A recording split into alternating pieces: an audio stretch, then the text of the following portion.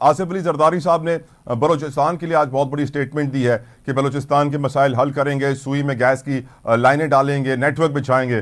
Sir, सुई वो शहर है जिसने पूरे पाकिस्तान में गैस की लाइनें डलवा दी, सुई सदर्न, सुई नदर्न जैसी कंपनियों को पैरों पे खड़ा कर दिया, लेकिन बेचारा सुई वाला सर आज भी गैस से महरूम है। और उसे कैसा लगता होगा कि पाकिस्तान के 76 सालों के बाद भी एक इतना बड़ा लीडर उन्हें जो इलेक्शन के ऊपर वादा कर रहा है वो गैस की लाइनों का कर रहा है। सर, दिल को जख्मों पर नमक तो छिड़का होगा सर उनके। देखें, आपने पहले भी देखा कि माजी में जो बलूचिस्तान के साथ ज्यादती हुई हैं, पाकिस्तान पीपल्स पार्टी ने नहीं की, लेकिन जब प्रेसिडेंट जरदारी साहब प्रेसिडेंट बने थे, सबसे पहले उन्होंने बलूचिस्तान की आवाम से माफी मांगी थी फेडरेशन के पास। उसके बाद हमने हकूक के आगाज बलूचिस्तान किया। फिर उसके बाद जब सीपैक की बुनियाद रखी गई तो सबसे पहले जो है आप देखें कि गवादर पोर्ट को हवाले किया गया चाइना के, सिंगापुर से लेके। तो ये ऐसी चीजें हैं जो हमने बलूचिस्तान में माजी में किए हैं। बलूचिस्तान के हालात खराब हुए, हमने अपनी हुकूमत खत्म की उस वक्त। वहां पर दूसरी तो ये थी कि जब बलूचिस्तान में हालात खराब हुए उस वक्त के वजीर आजम कहते थे कि मैं ब्लैकमेल नहीं दूंगा, जो है वो शोधा की लाशें जो है वो सड़कों पे थी और वो कहते थे मैं ब्लैकमेल दूंगा। तो ये बहुत सी चीजें हैं जिसपे डिस्कशन है, लेकिन आज हम कहते हैं बलूचिस्तान से जो ज्यादती हुई है उसका जो है वो जो है अदराज जो है वो पाकिस्तान की पसपाती करेगी। और कोई ऐसी जमात नहीं जो कर सकती है। आपने सब जमातों को आजमा लिया, देख लिया, लेकिन सबसे ज्यादा जो है बलूचिस्तान के अवाम के, बलूचिस्तान का अगर कोई दर्द है वो पाकिस्तान पीपल्स पार्टी के साथ है। कुंडी साहब, नैब का हल क्या है पीपल्स पार्टी के पास? क्योंकि नैब तो 23 साल तहकीकात करने के बाद बाइज्जत बरी जिस तरह नवाज शरीफ साहब को कर रही है, और हम जानते हैं सेनेट में फ्लोर ऑफ द हाउस में गालियां दी गई हैं सर नैब को, लेकिन नैब को कोई फर्क नहीं पड़ता सर उससे। आप सियासतदान पावर में, पीपल्स पार्टी आकर नैब के साथ क्या करेगी सर? देखिए, नैब और पाकिस्तान इकट्ठे नहीं चल सकते, या नायब और मईशत इकट्ठे नहीं चल सकते। ये हमारे पार्टी के सरबराह ने पहले भी ये बात की है, जरदारी साहब ने ये बात की थी।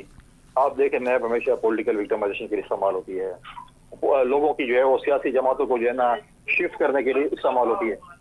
और हम अभी भी कहते हैं कि नैब को नहीं होना चाहिए। आप देखें, हमारे दौर में भी 2008 से 13 तक कोई पॉलिटिकल प्रिजनर नहीं था, लेकिन जब भी कोई पॉलिटिकल पार्टी आती है नैब को इस्तेमाल करती है पॉलिटिकल विक्टिमाइजेशन के लिए, पार्टियां तोड़ने के लिए।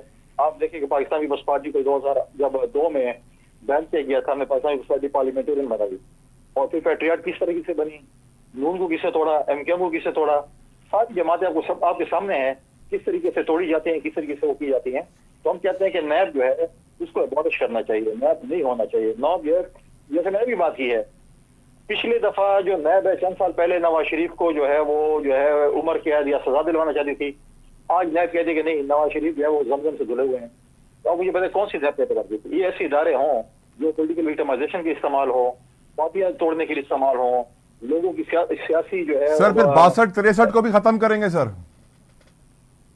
देखिए, 62 खत्म होने के लिए आप मुझे बताएं क्या इस मतलब है कि आपने क्या चीज उसको बताया? देखिए, 62-63 है, अगर आज 62-63 आर्टिकल अप्लाई हो तो मैं समझता हूँ, मैं तो और की मिसाल लूंगा, आप और मैं भी उसके ऊपर नहीं आते हैं। सर, अदालत ने कह दिया कि 62-63 पे सिवाय नबी करीम रहमतुल्लिल आलमीन व जाए तख्लीक कायनात मोहम्मद मुस्तफ़ा सल्लल्लाहु अलैहि वसल्लम के बिना कोई भी पूरा नहीं उतरता। ये उनके लिए ही सिर्फ। मैं एग्री करता हूँ, मैं अदालतों से एग्री करता हूँ।